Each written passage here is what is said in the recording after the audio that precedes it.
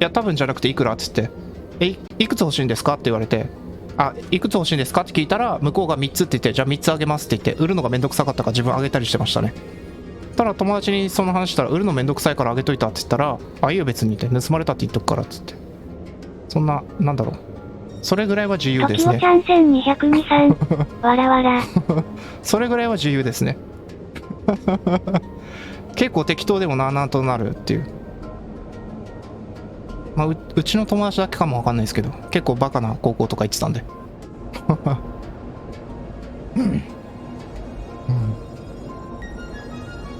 懐かしいですね。結構今思うと何もかもがデタラメでしたけどね。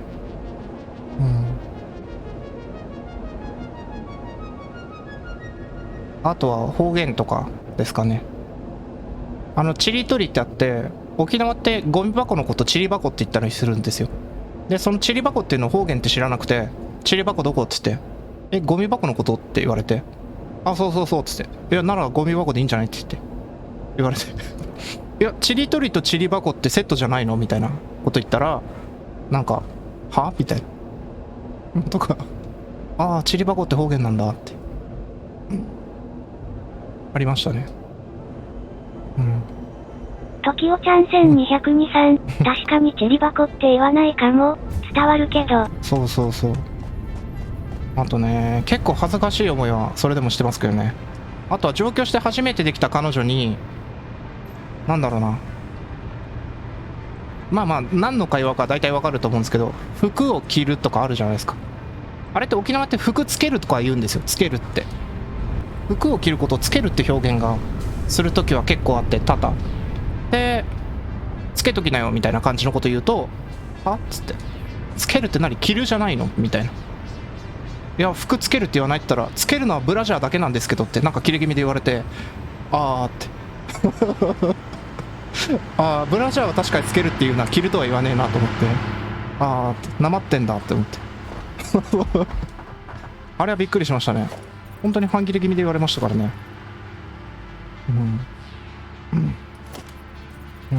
時をちゃん1202さんわらわらコンクリート忘れたわね。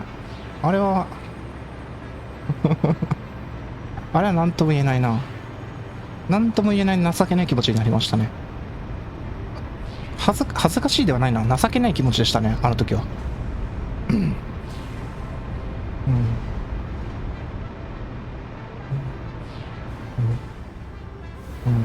懐かしいわ。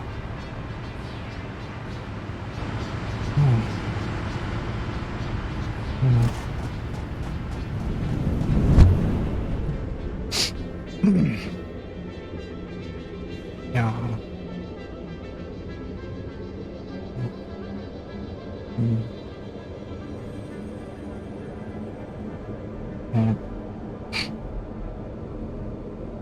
いや懐かしい。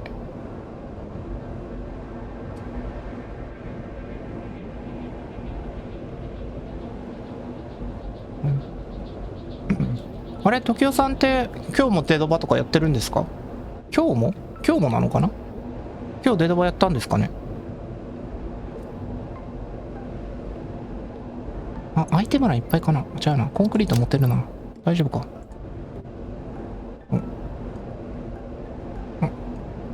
時をちゃん1202さん、さっきこの間スナイプしてた人とやってましたよ。いいですね。時をちゃん1202さん、放送を邪魔してました。向こうの、いいです。スナイプ企画。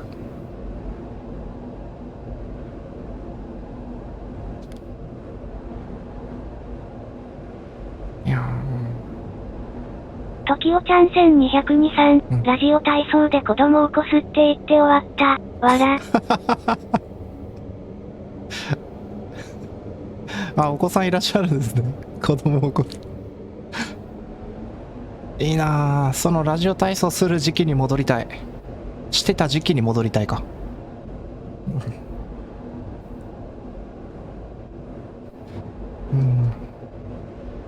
マジで500円あったら何でもできると本当に思ってた、あの時期に。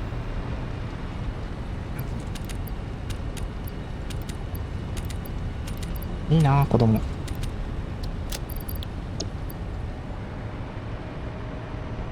うん。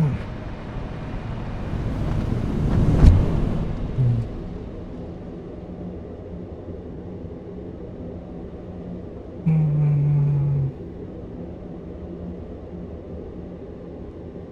いやー結構進んだな。素材全部揃ってるか。時代ちゃん1223、中学生ぐらいの子供さんかな、20歳の彼氏がいるって報告されたってツイートしてた。わら。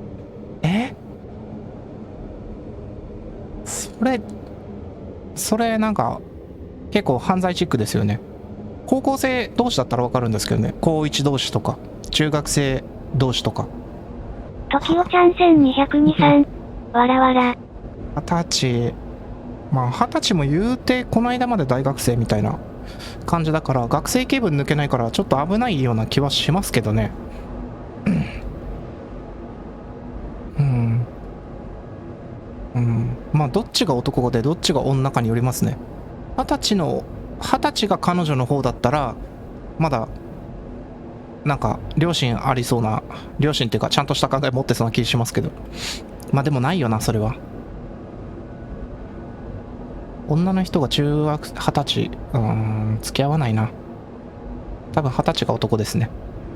時代ちゃん1223、娘さんですね。あ、20歳の彼氏がいるって書いてますね。ああ、娘さんか。それ心配だな。ちょっと門限厳しくした方がいいですよね。絶対に。いやー、それ、中学生だから思春期で反抗期だからな。時代ちゃん1223、自分の娘がそうなったら頭抱える。いや、抱えますよ。だって、思春期で反抗期だから多分、なんか、付き合うのやめなさいっていうのはまず聞くことは絶対にないから、そんな素直に、思春期の頃逆にそんな素直に聞いたら逆にその子の将来心配だから、わかんないですね。対策打ちようがないですね。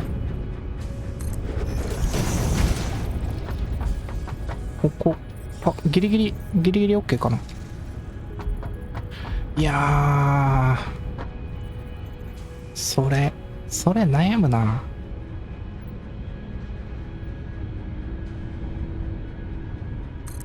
逆になんかどこで出会ったのか聞きたいですね。どこで出会ってどういういきさつで付き合うことになったのか。まずそこの目を潰して一旦別れたとしてもまた付き合う可能性あるから。とりあえずそうですね。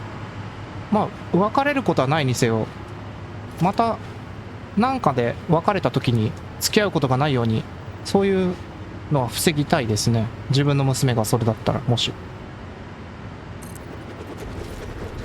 そういう余計なところは潰すっていう考えで。い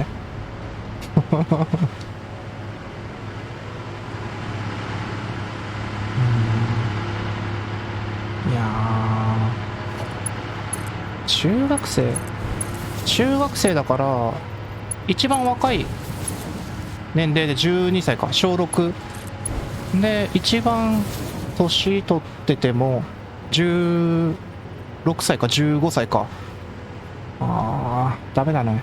ダメ、若すぎる。ダメ絶対犯罪。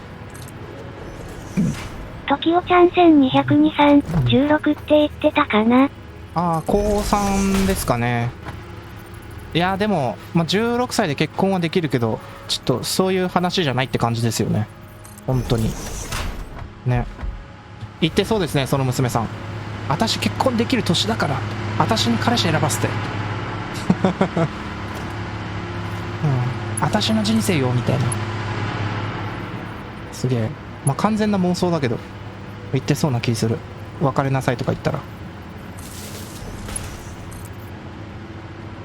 ああ、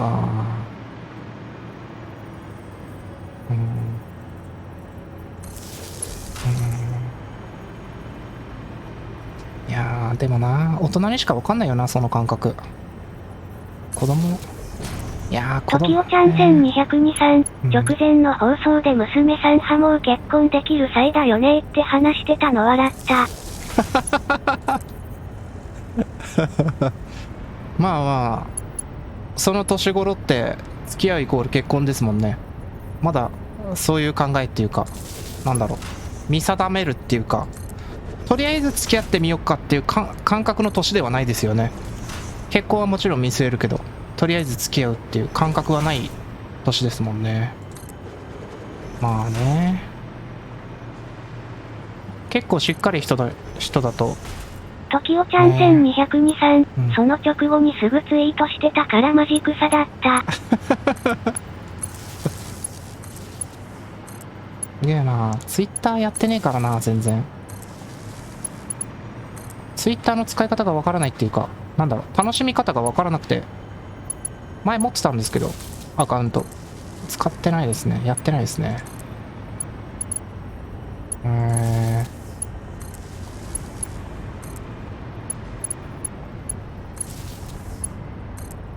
すげえな。時おちゃん1202さん、ツイッター情報収集に使うだけでも結構良いですよ。ああ、ハッシュタグで、ああ、なるほどね。やっぱそうなんだ。配信してるイコールツイッターやってないとちょっとダメかなって、ちょっと内心思ってはいるけど、求められない限りはいいかなと思って、できる限りツイッターを使わない方向で考えてるんですよね。完全ダメな考えですけど。やっぱあった方がいいのかな。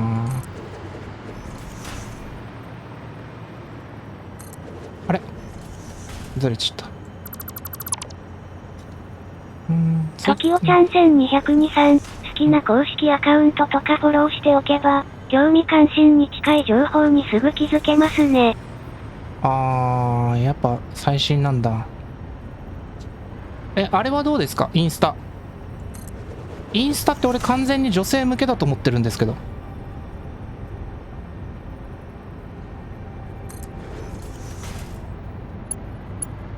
偏見かな？女性向けって。時おちゃん1202さん、インスタ派陽キャ向け？そっちか。そっちか。絶対関係ねえな、俺には。陽キャ向けか。リア充とかですよね。俺の彼女ウェイみたいな。うん。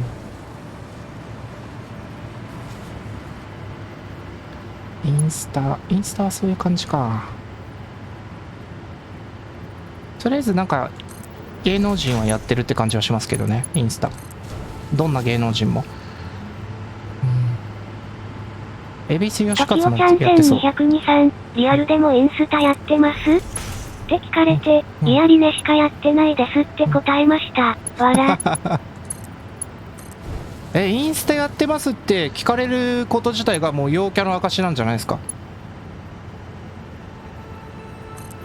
俺インスタやってますって聞かれたこと一度もないですよ。その会話に至るっていうこと自体がもうあれですよね、勝ち組ですよね。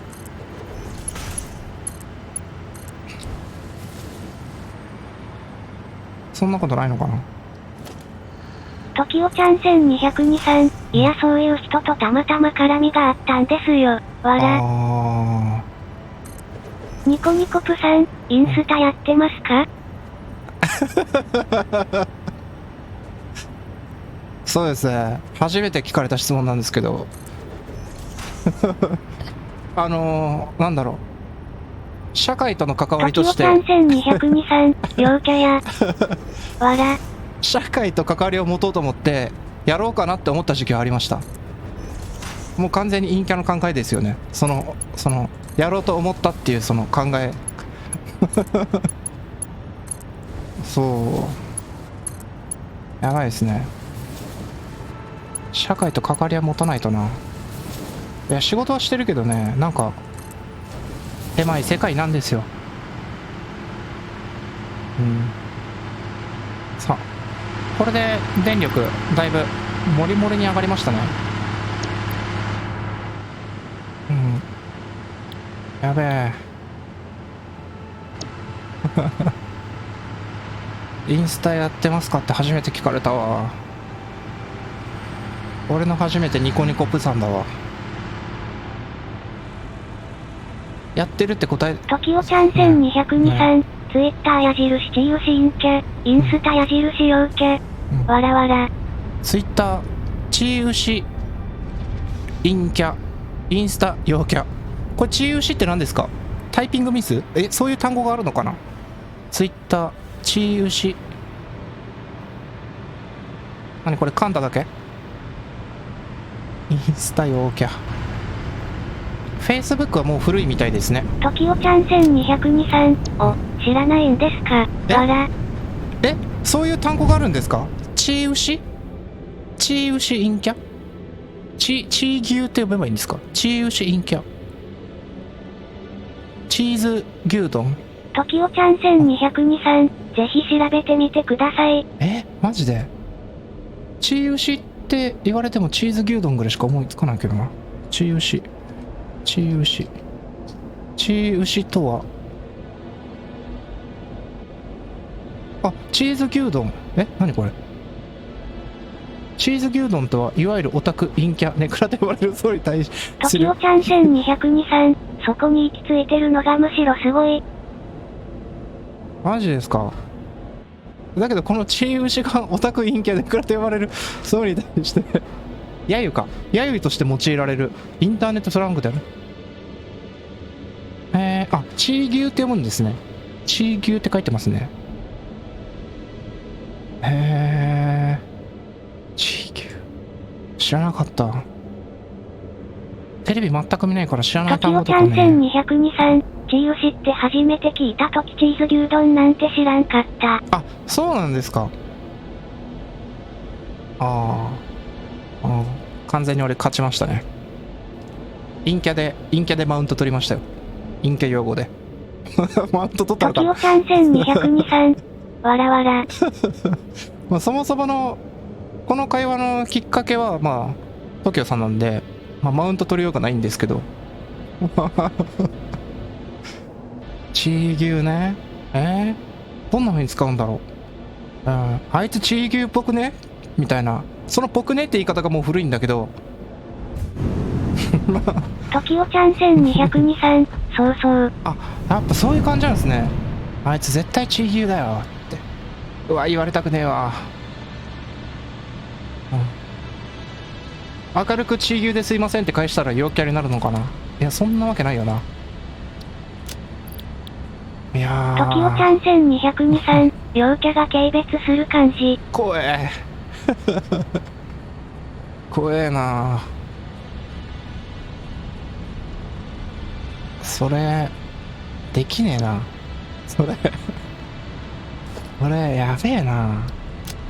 いやー、単語知らない間にあれだよね。本当に嫌な人間がそれ使うとき、チー牛好きそうだよねとか言われたら、その単語知らなかったら、チーズ牛丼別に嫌いじゃないけどみたいな、そんな会話になりますよね。トキオちゃん1223、怖え。わらわら。日本語って怖えな。すごい嫌味な人とかそういう言い方しそうですよね。なんかチー牛好きそうな顔してるよねとか。トキオちゃん1223、それせこい。ね、それ知らなかったら密かにバカにされてるけどちょっと気づかないみたいな。あいつ地球知らねえぜみたいな。情弱かみたいな。地球と情弱の狭間で揺れるっていう。ニコニコプさん、チーウシ好きですか？かぶせてくんね。かぶせてくんね。地球好きですよ。そのいい意味で。俺わかんない。俺返し方がわかんない。うまい返し方がわかんない。俺この流れでそれ言う。チー牛好きなんで、3色チーズ丼とかって。トキオちゃん1223、わらわら。チー牛好きですね。カロリーこそ味方なんで。最近太り始めたんですよね。年取って代謝が落ちてきたのか。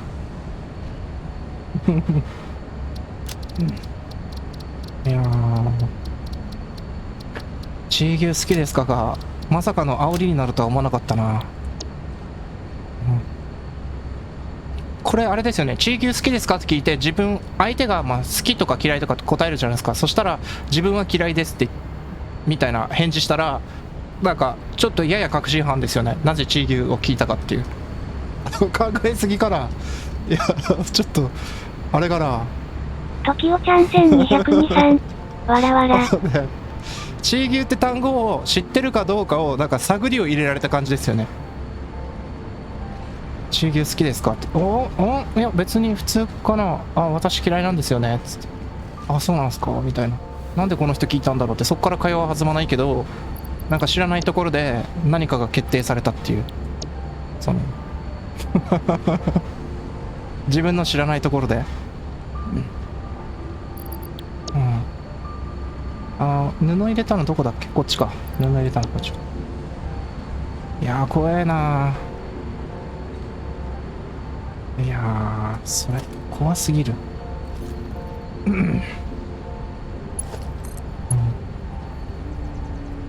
あ、こっち下行けるね。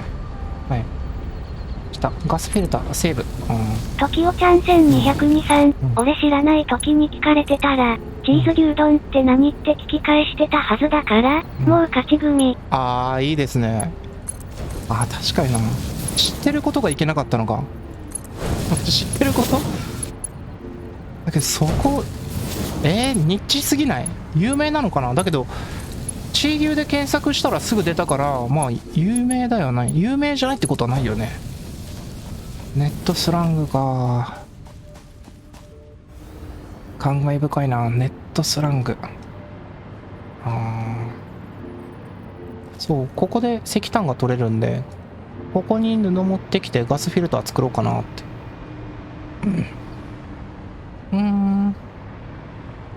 どうしよう、ここら辺のスロープいらないな。ちょっと古臭い感じがすんな。ちょっと俺のセンスもちょっと磨かれたんで、ちょっとだけここら辺改装するか。トキオちゃん1223、最近陰キャの代わりによく使いますね。あ、そうなんだ。やばいか。やばいな。なんか陰キャであればある人ほど知ってなさそう。陽キャの人は知ってそう。そのチー牛って単語自体を。うわー完全にやばいな。昔はリア充って単語もオタク用語だったのに、いつの間にか本当にリア充してるやつも使いやがるからな。ちょっとそこら辺許せないんだよな。心が狭いのかな俺。トキオちゃん1223、わらわら。なんかね、本当のリア充の人はリア充って単語使ってほしくないですよね。ダメかな。いや、俺普通の感性だと思うんだけどな。これが普通の感性と思ってることがやばいのかな。そんなことないかな。これ電柱余計だな。名残か。ガスフィルター作るのは2台ぐらいでいいか。トキオちゃん1223、ネットに毒されてますね。わら。ああ、やっぱそうなっちゃうんだ。やっぱ完全のあれですね。老害と言われるもう時期になってるんでしょうね、きっと。その考え方じゃなくてもう感性なんで、どうしようもないんですね。あがらえない、許されない、そのなんだろう、もうそう感じちゃうからしょうがないんですよ。あーやばいな。感性を変えるって一番難しいからな。うわーやばいな。知らぬ間にやばい感性を備わってた。ね。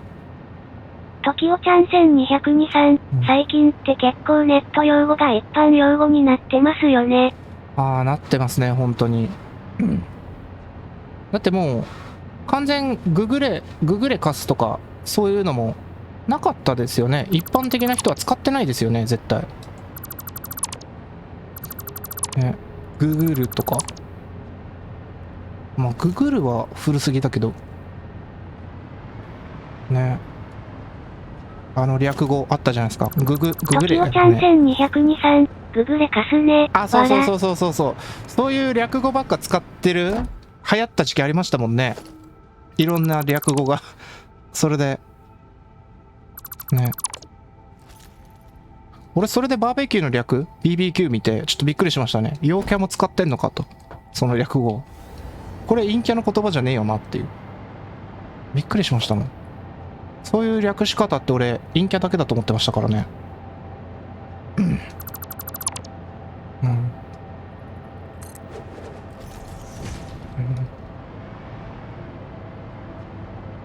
れ完全浮いてるな。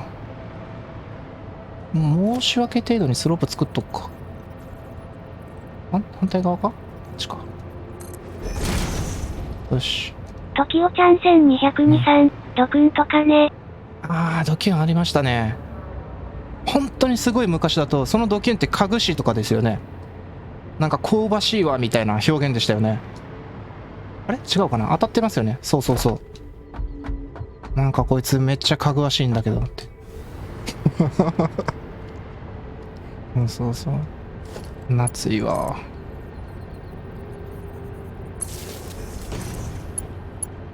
言葉も日々変わってますわ。これ向こうの電柱とつないでる？あれ結構重要な気がすんな。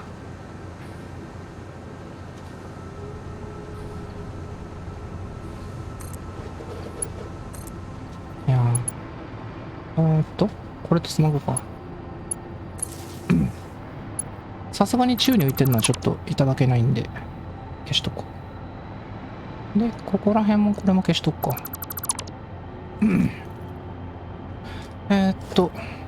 何やろうとしたっけ。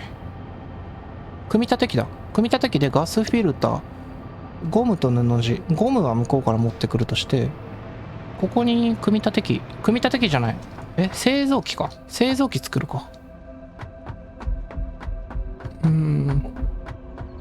ちょっと広さ的に物足りないなこれ。消しとくか。余計そうなの消しとこうか。つながってるね。トキオちゃん1223、ツイッター赤がついに3つ目になりました。わら。なんで使い分けるんですか？使い分ける理由がちょっとよく分かってないですね。あれここ赤になってる。あ、電気ないんだ。あー、繋がってたのか向こうと。こ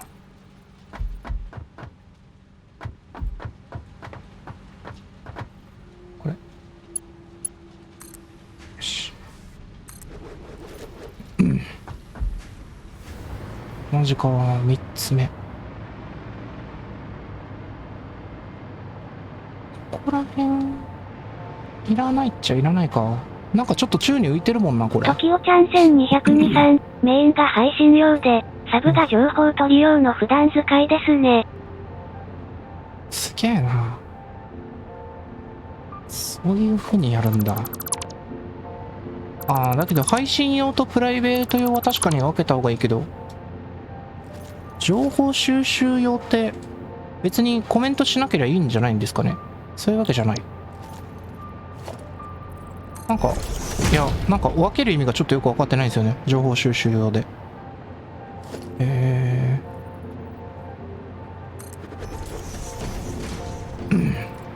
そうなんだ。トキオちゃん1223、いろいろ隠したいこともあるんです。わら。それ、トキオさんの使い方の問題じゃない？隠したいことがあるって。まあだから作るのか。それ、自分で隠し方がいけてないってことですよね。いけてない。いや、いけてるから使い分けんのか。いや、わかんない。トキオちゃん1223、単純に整理したいというのが真意ですけど。なるほどね。確かに。そっか。ツイッター1個も持ってねえからな。逆に1個も持ってねえのがやばいな。一応マイナーアカウントあるけど、もうパスワードも忘れてるような気がするな。そっか。トキオちゃん1223、配信で関わりのある人だけフォローバックしてます。配信用派。ツイッターってリプとか、そういうの、俺、用語全く分かってなくて、フォローでフォロー返すのはなんか、まあ分かるんですけど、そこら辺は。そう。全然、今思うと俺時代ビートじゃねえな。ディスコード知らなかったですからね。なんかさっき来てた韓国のトライさんって方が、ディスコード使わないんですかみたいに言って。なんかよく聞くけど便利でしょみたいで。それで教えてもらってやってますから。これ2台並べるか。2台横に並べて。トキオちゃん1223、サブアカ派公式しかフォローしてないです。ああ、自分の興味あるやつでなんかの。ああ、なるほどね。これメインってなんか、何をフォローしてたっけな。あ、トキオちゃん1202思いさん、出してきたなあるいは自分がよく見る大手配信者とか。あー、なるほどね。あー、そっか、そうそうそう。配信してる人って、なんかツイッターで告知するんですよね。そうそう。今日はなんとかの放送します、みたいな。そうそう。そこら辺がね、そういうのやった方がいいのかなって思いつつ。トキオちゃん1202さん、そうなんですよ。そういう情報を取るためですね、サブ派。あー、なるほどね。なんかゲーム実況し始めて分かってきたこともあるんですけど、結構何のゲームやるか悩むようになりましたね。前はなんかまあ腐っても大人なんで、とりあえず面白そうなゲームあったら買って、楽しくなかったらもうやんないと、やんなくていいやっていう感じだったんですけど、配信する手前真剣に選ぶようになったっていうか、なんかやったらやりきらなきゃいけないっていう責任感がなんか生まれてるんですよね、自分の中で。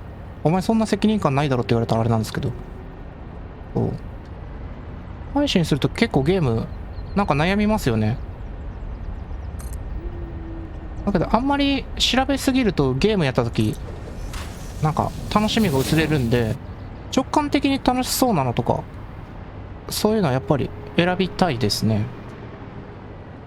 ここら辺。トキオちゃん1202さん、私はストーリー性があるやつは基本やらないですね。あるやつを基本やらない。ファイナルファンタジーとかそういうのは代表的ですよね。やらないってことですか？そういうことですよね。マジで。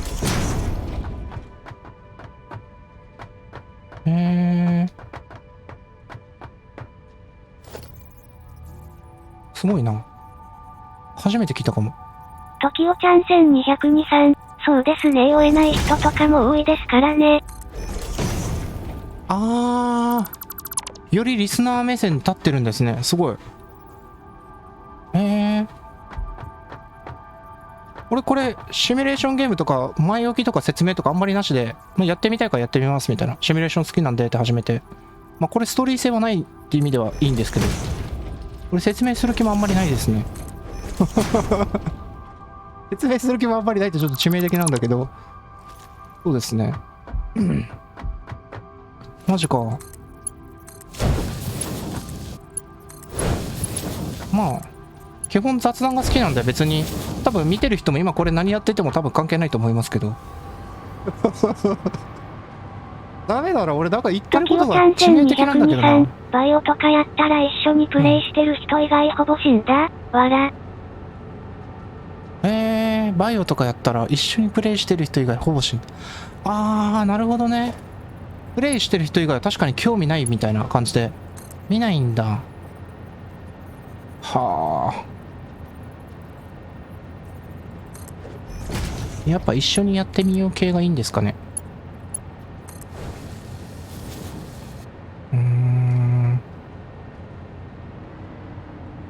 そういうもんトキオちゃん1202さん、ストーリー途中からだと何それになっちゃいますよね。確かに。トキオちゃん1202さん、特に配信だと。だってもう途中から見れる人ってそのゲームをクリアした人ぐらいですもんね。見れる見ても意味わかるっていうか、楽しめるも語弊あるかな。でもそんな感じってことですよね、感覚的に。なるほどね。確かにそう言われるとな、ストーリー性あるのって向いてないんだ。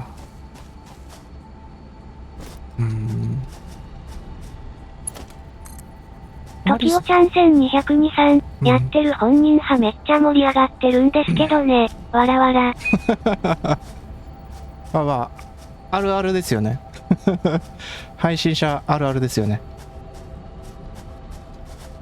このゲームめっちゃ楽しくてハマってるんだけど受け悪いっていう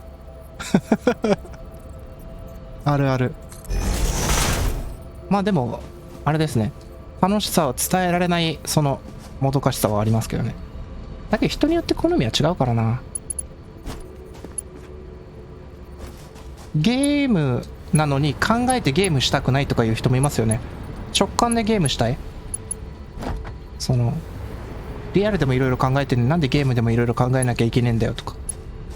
まあシミュレーションゲームとかまさにそれに当てはまりますけどね。いろいろ考えなきゃ考えるっていうか、まあ多少は考慮しなくちゃいけないやつとかありますけど、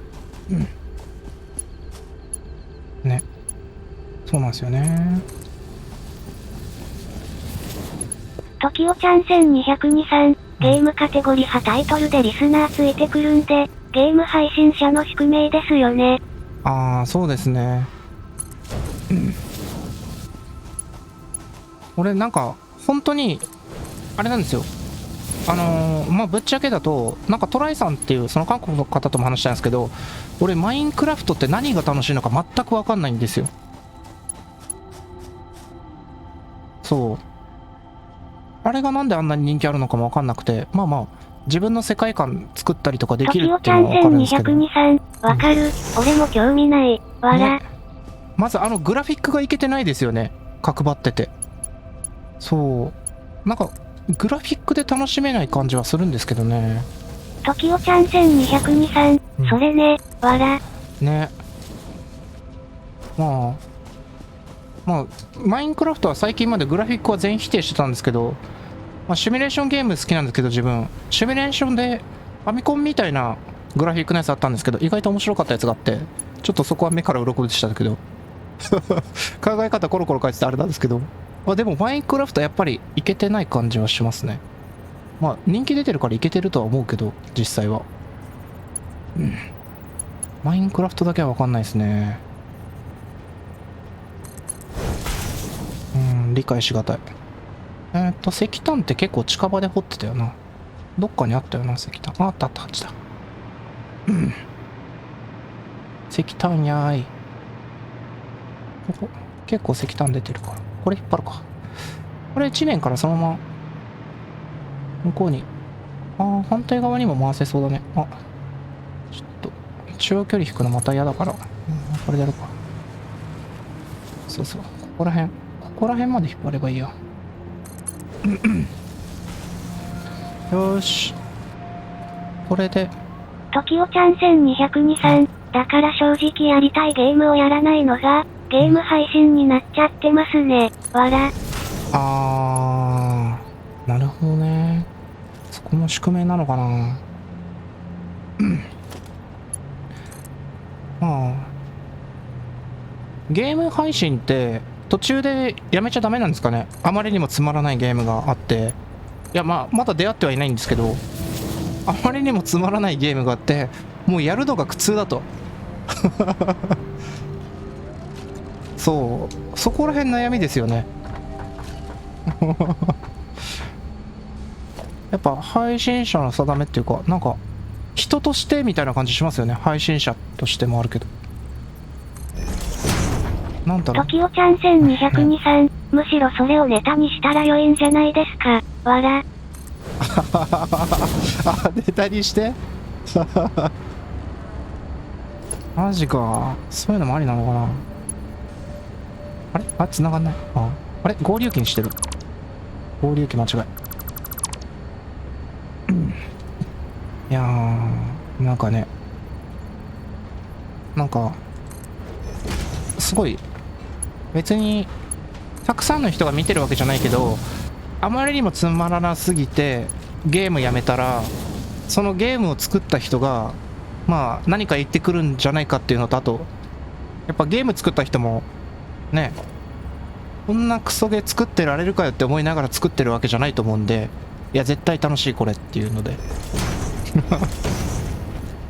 なんかいらぬところでちょっと気を使ってるっていう。まだ見ぬ誰かに気を使う。トキオちゃん1223、それは人格者ですね。いや、人格者の意識はないですよ、自分は。気にしいなんですよ、ね。まあ、腐っても最初の頃はプログラマーやってて、ゲームは作ったことはないですけど。だけどね、物作るってね、いいもの作ってる自覚ないとめっちゃストレスじゃないですか。なんか多少なりともね、このゲーム絶対流行るとか、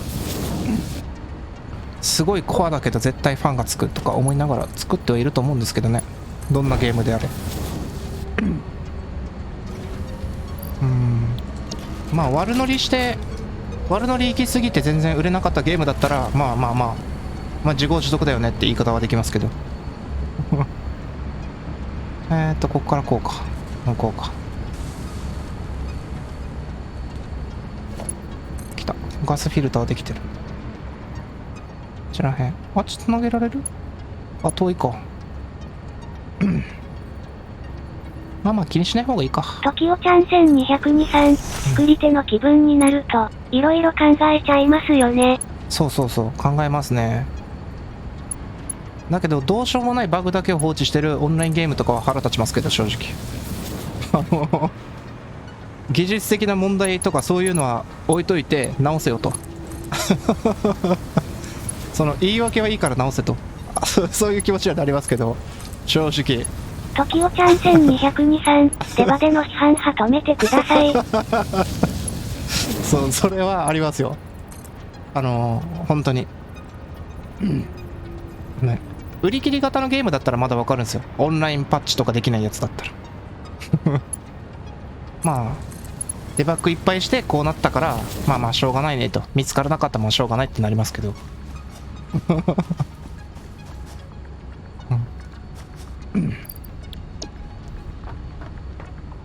2段目はまだ使われてないか。2段目使われてないやつだね。はい。はい、OK です。ここにぶち込んじゃいます。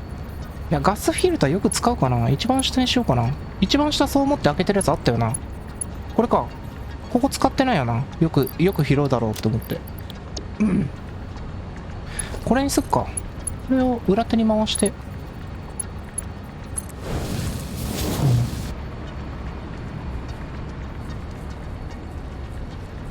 ちょっと向こう側に行きたい。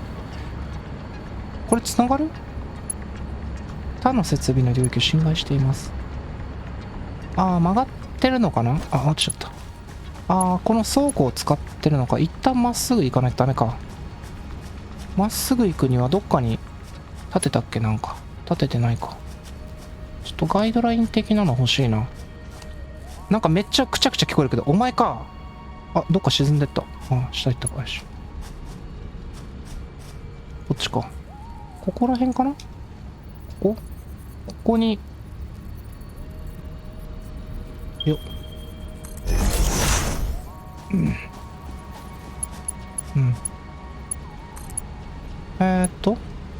ここさ、ガスフィルターできた。だけどアイテム結構逼迫するからな。持ち歩きはしたくねえな。入ってる。小粒だな。よし。これで一番下の段。違う。これじゃない。だけどこれ結構使ってんな。補充しとくか。よっ。はい、オッケー。補充して、ここか。50個もうあるや。なんだ。納品できるかも。アルミケースってどこだっけ？結構最初の方だよね。最初の方の2段目？ここ？違う。これ本当の初期の初期だ。ここかな？ここだ。取って、これ全然使わないからな。100個、50個。よし。よし。さあ、納品。もう終わりかな？これは。化学繊維でガスマスクとアイテムポケットも3個増えるから、はい、着きます。降りました。で、50の。時おちゃん1223、そういえばさっきデバでの企画やりますかって聞いたんですけど、別ゲーの企画やるつもりですって言われました。わら。別ゲーの企画か。企画を考えるってのはすごいな。まあしょうがないですね、タイミングですもんね。だけどデドバの企画って大抵はキラーのなんかキラー目線の企画多いですよね。ノーパークで全キラークリアとか、まあ全キラー持ってないんですけど。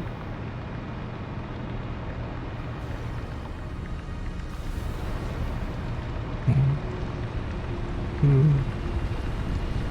ね。トキオちゃん1223、言っちゃ悪いですけど最近までバカみたいにやってたんですよ、その人。あ、そうなんですか。Milestone reached.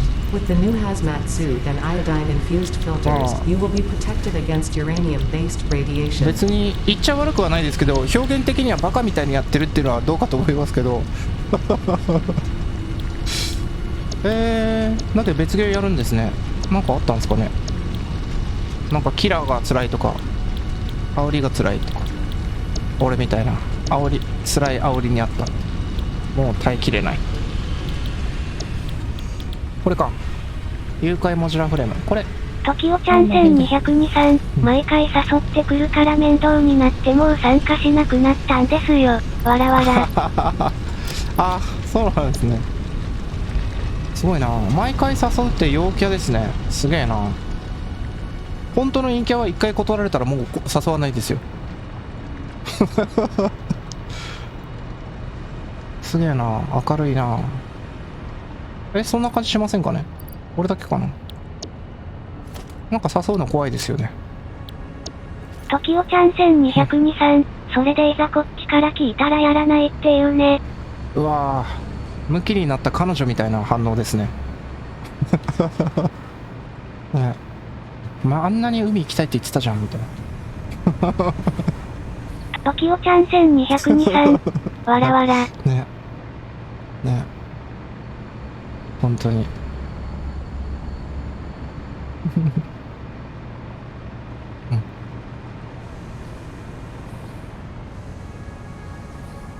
いやー、なんかね、あれって不思議ですよね、感覚が。やっぱ異性だからですかね。なんて言えばいいんだろう。何の話っていうか、男がムキになると、なんか、ダサいっていうか、男らしくないって感じるんですけど、まあ、彼女とかムキになると、まあ、うまくいってる時ですよ。可愛いなって思いますよね。その、ムキになっちゃって、みたいな。その、可愛いっていうか、まあ、許せるんですよ。男がムキになってるの見ると、ダセえな、お前っていう。トキオちゃん1223、そんなもんですよね。やっぱそんなもんですかね。女の人の女性目線はどうなんですかね。女の、なんだろう、同性の女がムキになってると、何あいつみたいな感じだけど、彼氏がムキになってると、ふふ、可愛いみたいな。そんな感じあるんですかね。いや、わからん。女じゃねえからわかんねえな。あそこはなんかあるかもしんないけど。トキオちゃん1223、逆もしかりでしょうね。多分。やっぱり、惚れた弱みですかね。どっちも惚れた弱みですね。確かにな、それありそうだな。いやー、本当このゲーム雑談向きだわ。今更気がついたわ。雑談しながらぐんぐん進むっていう。あんま何も考えてないんですよね。次何やろうかなみたいな。うん。工場を見学しようかな。トキオちゃん1223、異性同性関係なく、逆に興味ない人ならうざいだけですよね。ああ、確かにそうですね。異性、そうですね。関係ないですね。そういえばなんか異性の話になるんですけど、俺なんか、なんて言うんだろう。まあ当たり前ですけど、初対面の人ってプラスイメージもないけどマイナスイメージもないじゃないですか。それがすごいマイナスイメージを持って関わりたくないって思った女性の話なんですけど、まあなんか悪口言われたとか、すごい、なんだろう。そういうのじゃないんですよ。冗談抜きでこいつは関わっちゃやばいって思った関わりたくないっていうやつで職場であったんですけど、まあフリーランスやってて結構現場を回るんで、初めて入った時って初めまして、なんだろう、長見です、よろしくお願いしますって言ってそれぞれ挨拶するんですけど、その時の女性の方が、30代前半ぐらいの女性の方がなんかパソコンのモニターに自転車って言えばいいんですかね。そうか、バイクだ。バイクの後ろを見るためのミラーがついてるんですよ、左右に。パソコンのモニターですよ。で、なんだこいつやばいなって思ってて、後ろがなんでそんな気になるんだろうと思ってて、後ろは普通の時代ちゃん1223わらわら。後ろは普通のまあまあ普通のオフィスなんですよ。なんでちょっとなんかそういう精神的ななんかあったのかなって思ってたんですけど、まあそこはちょっとやべえなって思う程度だったんですけど、で、この人が結構長年働いてる方だっていう、それが女性の方なんですけど、どうも初めましてってその人が来たら、まあ名前忘れたんですけど、第一種なんか両手に白い軍手をしてるんですよ。で、潔癖症なのかなと思ったら、なんか薄着っていうか半袖みたいな感じでしていて、ちょっとなんかもうわけわかんないじゃないですか。で、初めましてみたいな話してて、業務はこれからこんなのしますよって話をした後に、そういえば私、持病を持ってて、急に倒れることがありますと。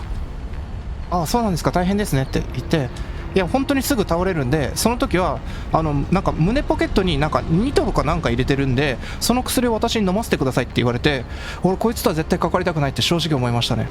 ちょっと意味が分かんなくて、俺、そういう医療行為を俺しなくちゃいけないのかなと思って、時代ちゃん1223わらわら。本当にもうなんか理解できなかったんですよ、その言ってることが。まあ、倒れたら薬飲ませてねは分かるんですけど、なんかすぐ胸ポケット入ってるし、なんか、関わりたくないなって正直思いました、初対面であんなに距離を置きたいと思った人はあの人以外はないです。時代ちゃん1223まあそれはいじって良いのかわからないけど、ちょっと難しいですよね。難しいですよね。だけどなんか、キャラが濃かったですね。まあ、病気は仕方ないとしても、両手に軍手してるし、モニターになんか後ろを気にするような、なんか後ろを見るミラーもついてるしで、やっぱ入りが悪かったのかな。俺その病気が本当かどうかさえもわからないんですけど、関わりたくはないとは思いましたね。まあ自分が1年ぐらい携わったけど、まあその間倒れたことは一度もなかったんで、まあまあそれは良かったといえば良かったんですけど、ここら辺大丈夫だね。ちゃんと動いてんね。それだけ見に来たんだ。ここびっくりしましたね。いやー、あれは不思議な体験ですね。時代ちゃん1223病気まで寝たならさすがにやばい。まあそうですよね。さすがにね、ネタじゃないですよね。まあ何の病気かは全く聞いてないですけど、まあそういう持病を持ってると。そういうことで苦労なされた方かもしれないですけど、まあバカにはしてないです。ただ単にちょっと、そうですね、その病気を抜いててもちょっと関わりたくないなっていう気持ちはその病気を聞く前から持ってはいました、正直。で、たまたまその病気の話を聞いて、やばいなっていう、距離を置きたいなって正直思いました。病気は悪くないです、すいません。俺も説明がよくわかんねえわ。高速コネクタ、こっちか。これ作ってみるかな。回路基板使うのか。組み立て機、製造機だねこれ。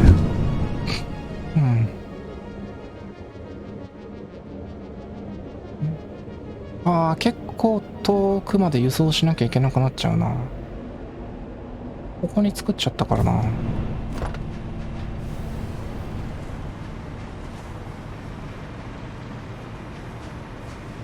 ここが確かインゴット使って、そうだね、クイックワイヤー作るところだね。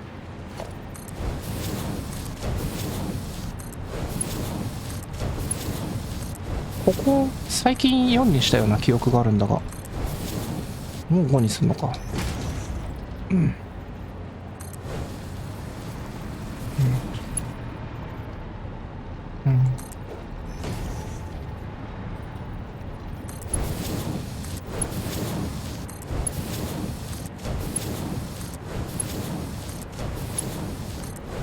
いやー、時代ちゃん1223ちなみに参加してた企画っていうのは、配信者同士のカスタムマッチのことですね。それってかなり腕がないと無理ですよね。腕っていうかプレイヤースキル。あー、すげえな。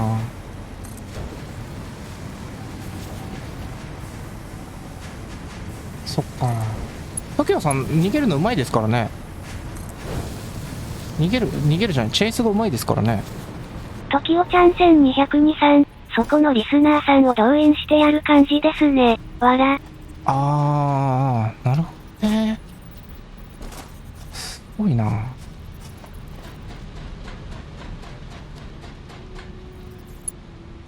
俺、まあ未だに言えることなんですけど、自分よりチェイスが下手な人ってまだ見たことないんですよね。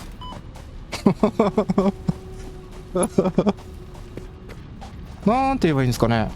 まあまあそうとしか言いようがないんですけど、自分よりチェイス下手な人会ったことないんですよ。いや、さすがに自分も今のは会心のチェイスだったぜとか、そういういいところだけ見れば自分もなんだろう、俺やってやったぜって感はあるんですけど、総合的に見ると自分より下手な人まだ見たことないんですよね、チェイス。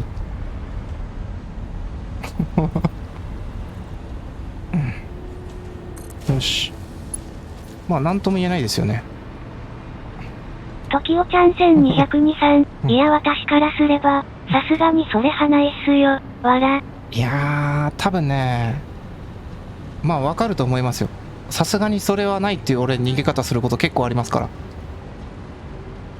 まあチェイスが下手な運命なんで、フェイントをかけて見過ごして逃げるっていうのが大体の作戦ですね。自分の逃げる時の作戦の持ち方は。まあ最近はその癖なくそうとは思ってますけど。時おちゃん1202さん、何回も言ってますけど、マジでプレイ時間からしたらかなりすごい。あ、そうなんですね。なんか前もそういえば言ってましたね。ランクの上がり方早い方ですよとか。確か言ってましたね。そっか、自覚が持てない。